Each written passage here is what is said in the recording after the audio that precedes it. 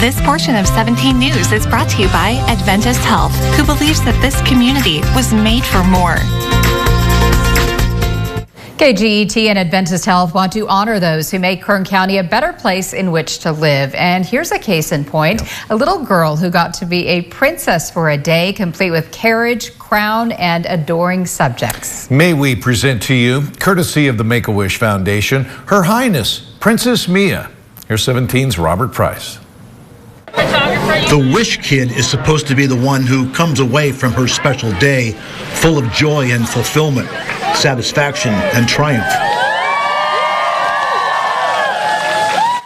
The Wish Kid, as she's called, is supposed to be the one who makes memories that last a lifetime. Funny thing is, when the Make-A-Wish Foundation grants a wish, the Wish Kid isn't necessarily the only one who beams with happiness. The Wish Kid isn't the only one who feels the love. When 10-year-old Mia Risk was crowned princess for a day, complete with carriage, royal court, and grand ball, she wasn't the only one who was filled with gladness and delight.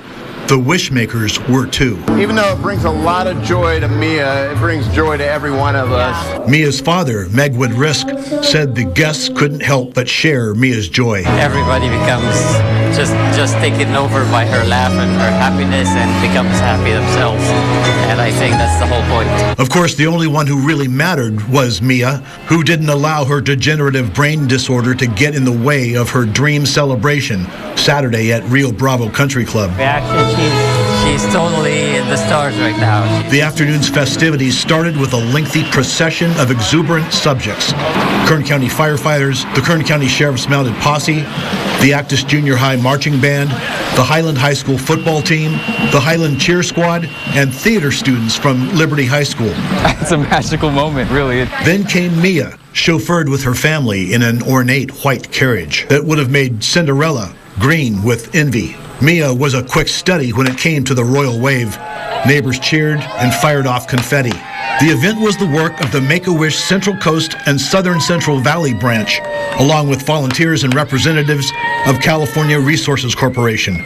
The balloons, flowers, and throne were all donated. It was a joy to put it together because the Bakersfield community is so amazing.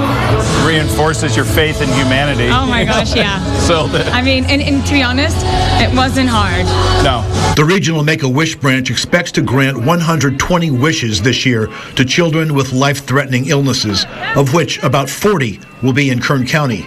That's according to Patty Mullins, the branch CEO. Children wish for all sorts of wishes, from going to the Super Bowl to having a bedroom makeover to having a princess ball.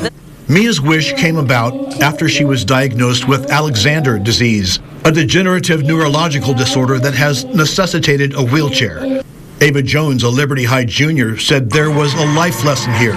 Don't take your healthy, comfortable life for granted. It makes us reflect on ourselves and how easy we have it, for sure. It kind of just really puts in perspective that not everybody gets that. After the parade, Mia accepted a glittering white scepter and watched ballroom dancers glide across the floor. Then 4 hours later, it was time to return home from Fantasyland. But this day won't be forgotten anytime soon. Make them forget their troubles, forget their illnesses, and if we can do that even for a day, it's amazing. In Bakersfield, Robert Price, 17 News.